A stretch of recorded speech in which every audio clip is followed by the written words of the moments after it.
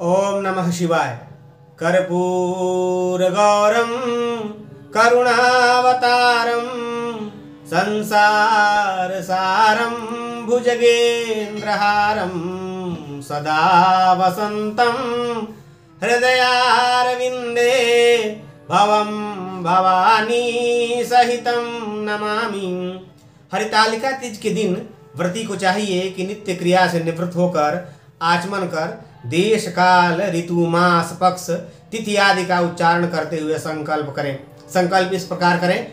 ओम विष्णु विष्णु नमः परमात्मने विष्णु राज्य प्रवर्तमानस्य ब्रह्मणोनि द्वितीय परार्धे श्री श्वेत वाराह कल्पे सप्तमे वैवस्वत मन्वन्तरे अष्टाविंशतितमे कलियुगे कलि प्रथम चरणे भूर्लोके भारतवर्षे भरतखण्डे आर्यावर्तयुगदेशान्तर्गते पुणे प्रदेशे बौद्धावतारे वर्तमाने मासानां मासोत्तमे मासे महामंगलप्रद मासे भाद्रपद मासे शुक्लपक्षे तृतीयायां तिथौ अद्य अमुक अपना गोत्र और नाम अपना अपना उच्चारित कर लें। अमुक गोत्रोत्पन्नोऽहम् अमुक नाम देवी सर्वपापक्षय पूर्वक सप्तजन्म राज्याति सौभाग्य अवैधव्य पुत्रपौत्रादि वृद्धि सकल भोगांतर शिवलोक महेमत्व कामनया सोपवास हरितालिका व्रत निमित्तम यथाशक्ति जागरण पूर्वक उमा महेश्वर पूजनम अहम करिष्ये। और उसके बाद उमा महेश्वर का पूजन करें, भगवान शिव और माँ पार्वती की पूजा करें। सबसे पहले ध्यान करें। मंदार माला कुलिताल कालई कपाल मालांकित शेखराय दिव्यांबराय च दिगंबराय नमः शिवाय च नमः शिवाय। फिर आवाहन करें। आगच्छ देवी सर्वेशे सर्वदेवाश संस्तुते अतस्त्वां पूजयिष्यामि प्रसन्ना भव पार्वती। फिर आसन दे।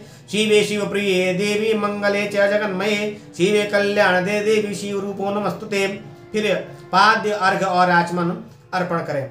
शिव रूपे नमस्तेस्तु शिवाय सततं नमः शिव प्रतियुता नित्यं पाद्यं मे प्रतिगृहताम् संसार ताप विच्छेदम कुरु मे सिंहवाहिनी सर्व काम प्रदे देवी अर्घम मे प्रतिगृहताम राज सौभाग्य दे देवी प्रसन्ना भव पार्वती मंत्रेणानेन देवी त्वं पूजा पूजितासि महेश्वरी लोकानां तुष्टिकर्त्री च मुक्तिदा च सदा नृणां वाञ्छितं देहि मे नित्यं दुरितं च विनाशय। उसके बाद पंचामृत स्नान कराएं। पंचामृतं मयानितं पयोदधि घृतमधुं शर्करा च समायुक्तं स्नानार्थं प्रतिगृह्यताम्। फिर जो शुद्ध जल से स्नान कराएं। मंदाकिनी गोमती च कावेरी च सरस्वती कृष्णा च तुंगभद्रा भद्रा च सर्वः स्नानार्थम् आगतः।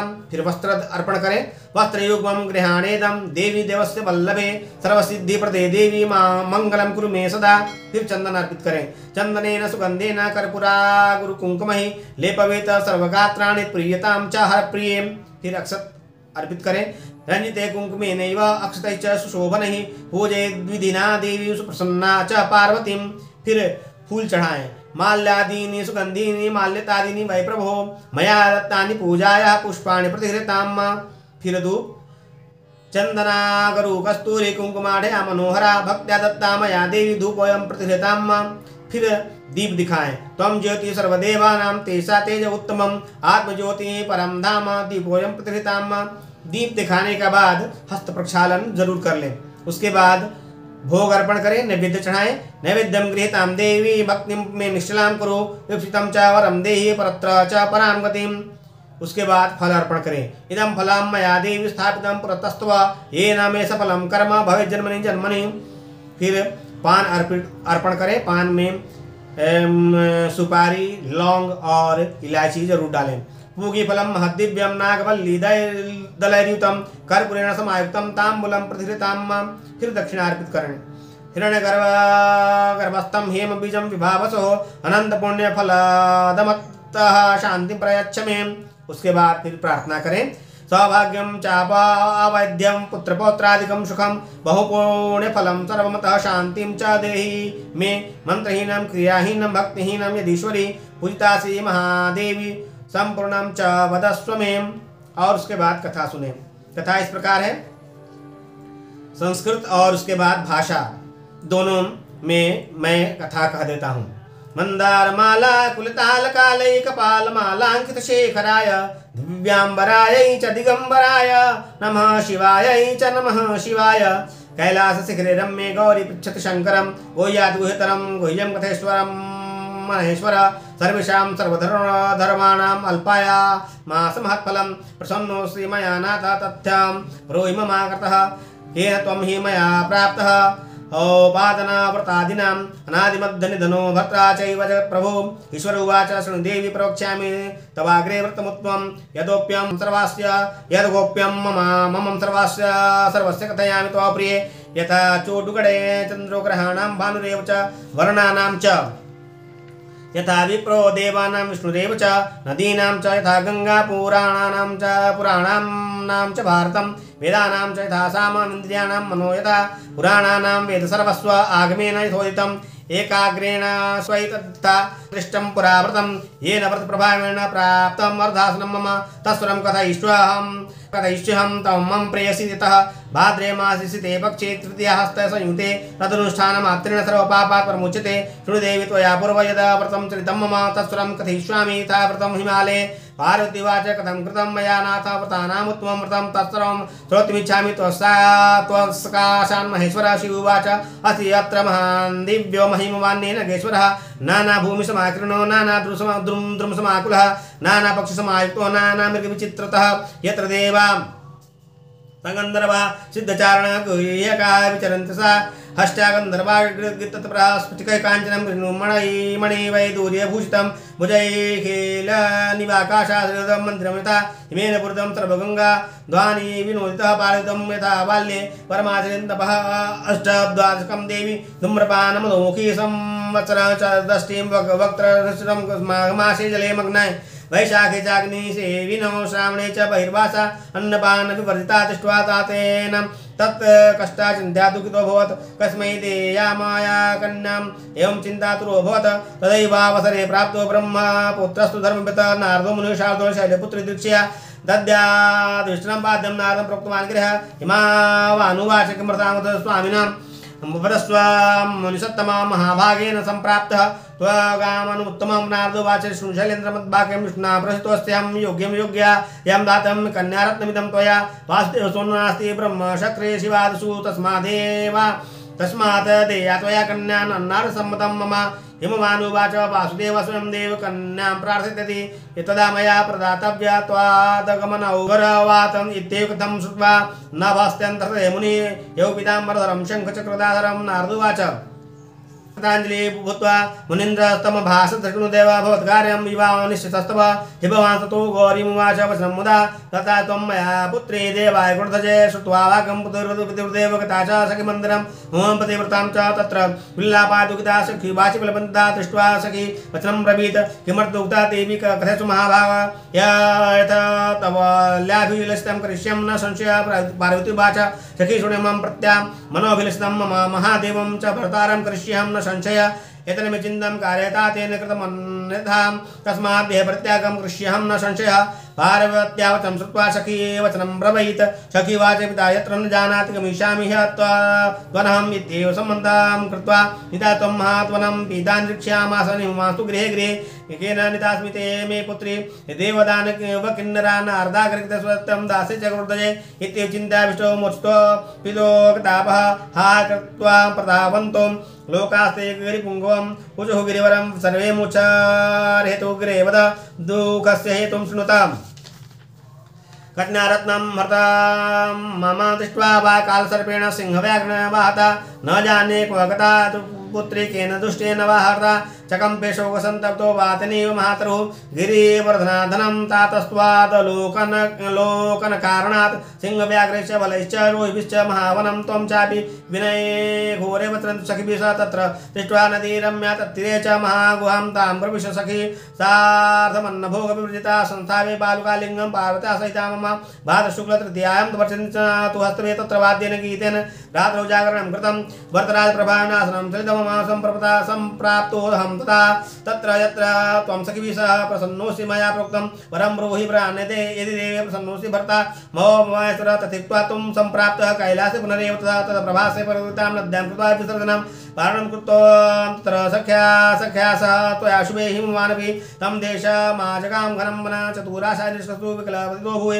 दृष्ट्वा तं तन्नद्यतवस्तुं कन्या काद्वयम् उत्थाप्योत्सङ्गमारोप्य रोदनं कृतवान् गृहे सिंहव्याघ्रयुक्तः क्रमर्थं वनमागता पारिभुजा शृणुतात मया पूर्वदत्तां स्वात्मा तु शङ्करे तदन्यता कृतं तात तेनाहं वनमागता तथैक्त्वा तु महिमानं नीता त्वं गृहं प्रति यथा प्रयुक्तास्माकं कृत्वा वैवाहिकीं क्रियां तेन व्रतप्रभावेण प्राप्तमर्थासनं प्रिये तदाति वृतराजस्तु कस्याग्रेण त्वन्वयेन वेदेत वृतराजस्य नामे शृणुये देवता भवतम् आलिवीरतायस्मास्माता हरितालिका पारितुवाच नावेदं कृतं नाम था विधिं वद परमं प्रभो किं पुण्यं किं फलं चासकेन वा कृत्य व्रतम् ईश्वरवचा देवी विधि वक्षे नराणां व्रतमुत्तमं कर्तव्यं तु प्रयत्नेन यदि सौभाग्यं विशति तोरणादि प्रकर्तव्यं कदलीस्तम्भं मण्डितम् आचादष्ट षट्वर्णेन नानावर्णे विचित्रतं चन्दनादि सुगन्धेन लेपयेत् गृहमण्डपं शङ्खभैर्मृदङ्गाश्च वादयेत् बहुविजने नानामङ्गलसञ्चारे कर्तव्यं सद्वने स्थापयेत् प्रथमं तत्र पार्वत्या सहिता मम पूजेत बहुवी पुष्पैगन्धधूपैर्मनोहरै नाना प्रकारै नैवेद्य रूपस्य जागरणं कृषि नारिकेलं पुंगफलैः जम्बिरे ककलवङ्कैः बीजपुरेश्वरारङ्गैः फलैः विशेषतं ऋतुदेशबोधफलैः च कुसुमैरपि धूपदीपादिश्चैव मन्त्रेण पूजेत शिवाय शिवरूपिणे मङ्गलाय महेश्वरे शिवश्री सर्वते शिव सर्वार्थदे देवी सूर्यब्रह्मस्ते शिवरूपिणे नमस्तुभ्यं शिवाय सतं नमः नमस्ते ब्रह्मरूपिणे जगद्धात्रे नमो नमः संसार भय संस्त्रां मासिंहवाहिनीं कामेन भूदेवी पूजितास्मेश्वरीं राजसौभाग्यं मेदे प्रसन्ना भो सर्वपार्वतीं मन्त्रेण भूदेवी पूजयतु मया सह कथां श्रुत्वा विधानेन दद्याद्वास्त्रिकं तथा ब्राह्मणाय प्रदातव्यं वस्त्रधेनुर्हरण्यकं चैकचित्तेन दम्पतिस्था सैव तु सङ्कल्प तथा कुर्यात्रस्त्रिकचैत एवं य कृते देवीं सर्वपापैः प्रमुच्यते सप्तजन्म भवेद्राज्य सौभाग्य सुखदायकं तृतीयायां तु य नारी नाहारं समाजरे सप्तजन्म भवेद्बन्ध्या भवेदवन्ध्या वैधव्यं च पुनः पुनः दारिद्र्यं तुर्शुकं कक्षा दुःखभागिनी सावत्तानरके घोरेण उपवासं करोति या नहारा सुकरी शात्फलात् भक्षणे कमर्कटी जलौकाजलपानेन क्षीराहारेण सर्वणे मांसाहार भवे व्याघ्री वाचारि दक्षिणे भक्षणात् मिष्ठानात् विपीडिकां जन्मक्षिका सर्वभक्षणात् निद्रा वशेनाजगरी कुकुटीपतिवञ्चनात् तस्मा सर्वप्रत्नेनां व्रतं कुर्युः सदाश्रिय काञ्चनं राजतं ताम्रं यथा वंशजभाजनं तापयेदन्नं विप्रायभारणं तदनन्तरम् एवं विधि या कृते च नारी मया निभं सा लभते स्वामिनं विनाशकाले तव तुल्यरूपं सा जीवभुक्तिं लभते च मुक्तिम् अश्वमेधसहस्राणि वाजपेयशतानि च कथा श्रवणमात्रेण तत्फलं प्राप्यते नरः यद्यकथं देवी व्रतानां व्रतमुत्तमं यत्कृत्वा सर्वमुच्यते नात्र संशयः। बोलिए शंकर भगवान की जय। सूत जी कहते हैं कि मंदार की माला से जिन पार्वती जी का केश पाश अलंकृत है और मुंडों की माला से जिन शिव जी की जटा अलंकृत है, वो जो पार्वती जी दिव्य वस्त्र धारण की हैं और जो शिव जी दिगंबर हैं, ऐसे श्री पार्वती जी तथा शिव जी को प्रणाम करता हूँ। रमणी कैलाश पर्वत के शिखर पर बैठी हुई श्री पार्वती जी कहती हैं, हे महेश्वर, हमें कोई गुप्त व्रत या पूजन बतलाइए जो सब धर्मों में सरल हो, जिससे मैं परिश्रम भी कम करना पड़े लेकिन फल अधिक मिले। हे नाथ, यदि आप मुझ पर प्रसन्न हो तो ये विधान बताइए। हे प्रभु, किस तप व्रत या दान से आदि मध्य और अंत रहित आप जैसे महाप्रभु हमको प्राप्त हुए हैं। शिव जी बोले, हे देवी सुनो, मैं तुमको एक मेरा सर्वस्व और छिपाने योग्य जो व्रत है उसे मैं तुम्हारे प्रेम के वशीभूत होकर बतलाता हूँ। जैसे नक्षत्रों में चंद्रमा, ग्रहों में सूर्य, वर्णों में ब्राह्मण, देवताओं में विष्णु भगवान, नदियों में गंगा, पुराणों में महाभारत, वेदों में सामवेद और इंद्रियों में मन श्रेष्ठ है, सब पुराण और वेदों का सर्वस्व जिस तरह कहा गया है, मैं तुम्हें एक प्राचीन व्रत बतलाता हूँ, एकाग्र मन से सुनो। जिस व्रत के प्रभाव से तुमने मेरा आधा आसन प्राप्त किया है वह मैं तुमको बतलाऊंगा, क्योंकि तुम मेरी प्रेयसी हो। भाद्रपद मास में हस्त नक्षत्र से युक्त शुक्ल पक्ष की तृतीया तिथि को उसका अनुष्ठान मात्र करने से स्त्रियां सब पापों से मुक्त हो जाती हैं। हे देवी, तुमने आज से बहुत दिन पहले हिमालय पर्वत पर इस व्रत को किया था वह वृतांत मैं तुमसे कहूंगा। पार्वती जी ने पूछा, हे नाथ, मैंने क्यों यह व्रत किया था, यह सब आपके मुख से सुनना चाहती हूँ। तब शिव जी ने कहा, भारतवर्ष के उत्तर की ओर एक बड़ा रमणीक और पर्वतों में श्रेष्ठ हिमवान नामक पर्वत है। उसके आसपास तरह तरह की भूमियां हैं, तरह तरह के वृक्ष उस पर लगे हुए हैं। नाना प्रकार के पक्षी और अनेक प्रकार के पशु उस पर निवास करते हैं। वहां पहुंचकर गंधर्वों के साथ बहुत से देवता, सिद्ध, चारण, पक्षीगण सर्वदा प्रसन्न मन से विचरते हैं। वहां पहुंचकर गंधर्व गाते हैं, अप्सराएं नाचती हैं। उस पर्वतराज के कितने ही शिखर ऐसे हैं जिनमें स्फटिक, रत्न और वैदूर्य मणि आदि की खानें भरी हैं। यह पर्वत ऊंचा तो इतना अधिक है कि मित्र के घर की तरह समझकर आकाश का स्पर्श किया रहता है। उसके समस्त शिखर सदैव बर्फ से ढके रहते हैं और गंगा जल की ध्वनि सदा सुनाई देती रहती है। हे पार्वती, तुमने बाल्यकाल में उसी पर्वत पर तपस्या की थी। 12 वर्ष तक तुम उल्टी टंकर केवल धुआं पी कर रही, 64 वर्ष तक सूखे पत्ते खाकर रही। माघ मास में तुम जल में बैठी रहती और वैशाख की दोपहरिया में पंचाग्नि तापती थी। श्रावण के महीने में जल बरसता तो तुम भूखी प्यासी रहकर मैदान में बैठी रहती थी। तुम्हारे पिता इस कष्ट से कोसान देखकर बड़े दुखी हुए। वे चिंता में पड़ गए कि मैं अपनी कन्या किसको दूं। उसी समय नारद जी वहां आ पहुंचे। मुनिश्रेष्ठ नारद जी उस समय तुम्हें देखने गए थे। नारद जी को देखकर गिरि ने अर्घ्य, पाद्य, आसन आदि देकर उनकी पूजा की और कहा, हे स्वामिन, आप किस लिए आए हैं? मेरा सौभाग्य है, आपका आगमन मेरे लिए अच्छा है। नारद जी ने कहा, हे पर्वतराज, सुनो, मैं भगवान विष्णु का भेजा हुआ आपके पास आया हूँ। आपको चाहिए कि यह कन्या रत्न किसी योग्य वर को दें। भगवान विष्णु के समान योग्य वर ब्रह्मा, इंद्र और शिव, इनमें भी कोई नहीं है। इसलिए मैं यही कहूंगा कि आप अपनी कन्या भगवान विष्णु को ही देवें। हिमवान ने कहा, भगवान विष्णु स्वयं मेरी कन्या ले रहे हैं और आप यह संदेश लेकर आए हैं तो मैं उन्हें अपनी कन्या दूंगा। हिमवान की इतनी बात सुनकर मुनिराज नारद आकाश में विलीन हो गए। वे पीताम्बर, शंख, चक्र, गदा धारी भगवान विष्णु के पास पहुंचे। वहां हाथ जोड़कर नारद जी ने भगवान विष्णु से कहा, हे देव, सुनिए, मैंने आपका विवाह पक्का करा दिया। उधर हिमवान ने पार्वती के पास जाकर कहा, हे पुत्री, मैंने तुम्हें भगवान विष्णु को दे डाला। तब पिता की बात सुनकर तुम बिना उत्तर दिए ही अपनी सखी के घर चली गई और वहां जमीन पड़कर तुम दुखी होती हुई विलाप करने लगी।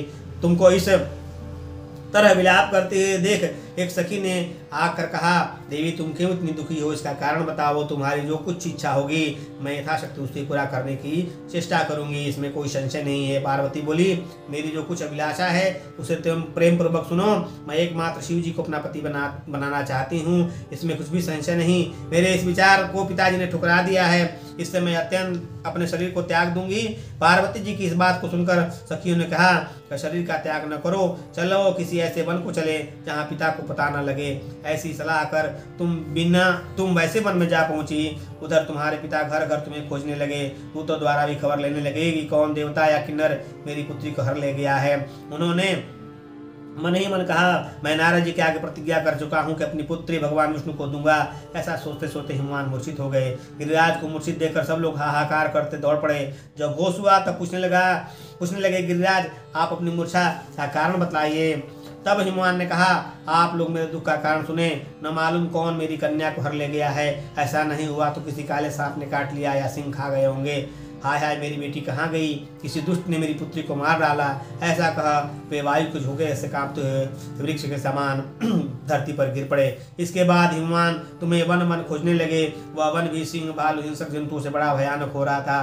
तुम भी अपनी सखियों के साथ उस भयानक वन में चलती चलती एक ऐसी जगह जा पहुंची जहाँ एक नदी बह रही थी। उसके रमणीय तट पर एक बड़ी सी कंदरा थी। तुमने उसी कंदरा में आश्रम बना लिया और मेरी एक बालुकामयी प्रतिमा बनाकर अपने सखियों के साथ निराहार रहकर मेरी आराधना करने लगी। जब भाद्रपद शुक्ल और हस्त युक्त तृतीया तिथि प्राप्त हुई तब तुमने मेरा विधिवत पूजन किया और रात भर जाग कर गीत वाद्यादि से मुझे प्रसन्न करने में बिताया। उस व्रतराज के प्रभाव से मेरा आसन डगमगा उठा, जिससे मैं तत्काल उस स्थान पर जा पहुंचा जहां तुम अपनी सखियों के साथ रहती थी। वहां पहुंचकर मैंने तुमसे कहा कि मैं तुम पर प्रसन्न हूँ, बोलो क्या चाहती हो। तुमने कहा, मेरे देवता, यदि आप मेरे ऊपर प्रसन्न हैं तो मेरे पति बने। मेरे तथास्तु कहकर कैलाश पर्वत पर वापस आने पर तुमने वह प्रतिमा नदी में प्रवाहित कर दी और सखियों के साथ उस महाव्रत का पालन किया। हिमवान भी तब तक उस वन में खोजते हुए तुम्हें आ पहुंचे। चारों दिशाओं में तुम्हारी खोज करते करते वे व्याकुल हो चुके थे, इसलिए तुम्हारे आश्रम के समीप पहुंचते ही गिर पड़े। थोड़ी देर बाद उन्होंने नदी के तट पर 2 कन्याएं देखीं। देखते ही उन्होंने तुम्हें छाती से लगा लिया और विलख कर रोने लगे। फिर पूछा, पुत्री, तुम सिंह, व्याघ्र आदि जंतुओं से भरे इस वन में क्यों आ पहुंची? पार्वती ने उत्तर दिया, हे पिताजी, मैंने पहले ही अपने आप को शिव जी के हाथों सौंप दिया था। आपने मेरी बात टाल दी, इससे मैं यहाँ चली आई। भगवान ने सांत्वना दिया, हे पुत्री, मैं तुम्हारी इच्छा के विरुद्ध कुछ नहीं करूँगा। तुम्हें अपने साथ लेकर घर आए और फिर मेरे साथ तुम्हारा विवाह कर दिए। इसी से तुमने मेरा अर्धासन पाया है। तब से आज तक किसी के सामने मुझे यह व्रत प्रकट करने का अवसर प्राप्त नहीं हुआ। हे देवी, मैं यह बताना चाहता हूँ कि इस व्रत का हरितालिका नाम क्यों पड़ा। तुमको सखिया हर ले गई थी, इसी से हरितालिका नाम पड़ा। पार्वती जी ने कहा, हे प्रभु, आपने नाम तो बताया, अब विधि बताएं, इसका क्या पुण्य है, क्या फल है, ये व्रत कौन करे? श्री शिव जी पार्वती से कहते हैं कि हे देवी, मैं स्त्री जाति की भलाई के लिए उत्तम व्रत बतलाता हूँ। जो स्त्री अपने सौभाग्य की रक्षा करना चाहती है वह यत्न पूर्वक इस व्रत को करे। पहले केले के खंबे आदि सुशोभित एक सुंदर मंडप बनावे, उसमें रंग बिरंगे रेशमी कपड़ों से चंदवा लगाकर चंदन आदि सुगंधित द्रव्यों से वह मंडप लिपवावे। फिर शंख, भेरी, मृदंग आदि बजाते हुए बहुत से लोग एकत्रित होकर तरह तरह के मंगलाचार करते हुए उस मंडप में पार्वती तथा शिव जी की प्रतिमा स्थापित करें। उस रोज दिन भर उपवास कर बहुत से सुगंधित फूल, गंध और मनोहर धूप, नाना प्रकार के नैवेद्य आदि एकत्र कर मेरी पूजा करें और रात भर जागरण करें। ऊपर जो वस्तुएं गिनाई गई हैं उनके अतिरिक्त नारियल, सुपारी, जमीरी, नींबू, लौंग, अनार, नारंगी आदि जो फल प्राप्त हो सके उन्हें इकट्ठा कर लें। उस ऋतु में जो फल तथा फूल मिल सके उसे विशेष रूप से रखें। इसके बाद धूप दीप आदि से पूजन कर प्रार्थना करें। हे शिवे, शिव रूपिणी, हे मंगले, सब अर्थों को देने वाली हे देवी, हे शिव रूपे, आपको नमस्कार है। हे शिव रूपे, आपको सदा के लिए नमस्कार है। हे ब्रह्म रूपिणी, आपको नमस्कार है। हे जगत धात्री, आपको नमस्कार है। हे सिंहवाहिनी, संसार के भय से भयभीत मुझे दीन की रक्षा करो। इस कामना की पूर्ति के लिए मैंने आपकी पूजा की है। हे पार्वती, मुझे राज्य और सौभाग्य दें, मुझ पर प्रसन्न हुए। इन्हीं मंत्रों से पार्वती तथा शिव जी की पूजा करें। तदनंतर विधि पूर्वक कथा सुने और ब्राह्मण को वस्त्र, गौ, सुवर्ण आदि देवें। इस तरह एकत्रित होकर स्त्री पुरुष दोनों एक साथ पूजन करें। फिर वस्त्र आदि जो कुछ उसका संकल्प करें। हे देवी, जो स्त्री इस प्रकार पूजन करती है वह सब पापों से छूट जाती है। उसे 7 जन्म तक सुख तथा सौभाग्य प्राप्त होता है। जो स्त्री तृतीया तिथि को व्रत न कर अन्न भक्षण करती है वह 7 जन्म तक बंध्या रहती है। उसको बार बार विधवा होना पड़ता है। वह सदा दरिद्री, पुत्र शोक से शोकाकुल, स्वभाव की लड़ाई के सदा दुख भोगने वाली होती है और उपवास न करने वाली स्त्री अंत में घोर नरक में जाती है। तीज को अन्न खाने से सुकरी, फल खाने से बंदरिया, पानी पीने से जोंक, दूध पीने से सांपिन, मांसाहार करने से बाघिन, दही खाने से बिल्ली, मिठाई खाने से चींटी और सब खाने से मक्खी होती है। उस रोज सोने से अजगरी और पति को धोखा देने से मुर्गी होती है। इसलिए हर स्त्रियां व्रत अवश्य करें। दूसरे दिन सुवर्ण, चांदी, तांबा अथवा बांस के पात्र में अन्न भरकर ब्राह्मण को दान दें और पारण करें। जो स्त्री इस प्रकार व्रत करती है वह मेरे समान अर्थात शिव के समान पति पाती है और जब उसकी मृत्यु होने लगती है तो तुम्हारे समान उसका रूप हो जाता है। उसे सब प्रकार के सांसारिक भोग और सायुज्य मुक्ति मिल जाती है। इस हरितालिका की व्रत कथा मात्र सुन लेने से प्राणी को 1000 अश्वमेध और सैकड़ों वाजपेयी यज्ञ करने का फल प्राप्त होता है। हे देवी, मैंने सब व्रतों में उत्तम व्रत बतलाया जिसके करने से प्राणी सब पापों से छूट जाता है। इसमें कुछ संशय नहीं है। बोलिए शंकर भगवान की जय, माता पार्वती की जय। कथा सुनने के बाद भगवान शिव जी की आरती करें और फिर प्रार्थना कर व्रत का समापन करें। रात्रि जागरण करें और अगले दिन पारण करने से पहले ब्राह्मणों को यथाशक्ति वस्त्र और दक्षिणा अर्पण करें। ओम नमः शिवाय।